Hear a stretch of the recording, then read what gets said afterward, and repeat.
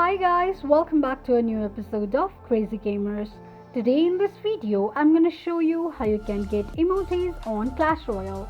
Keep watching the video till the end. To get emotes on Clash Royale, firstly go ahead and open up your Clash Royale application. The home page of Clash Royale application will appear on the screen. Click on treasure icon at the bottom of the page or simply swipe the screen towards right side till the end.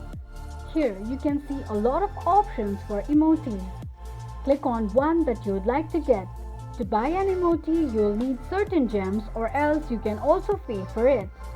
This is how you can get emotes on Clash Royale quickly and easily just in few steps. If you have any thoughts or queries, let us know in the comment section. Don't forget to subscribe to our channel. Also press the notification bell icon so that YouTube will notify you whenever we post a new video. I hope this video was helpful to you. Thank you so much for watching.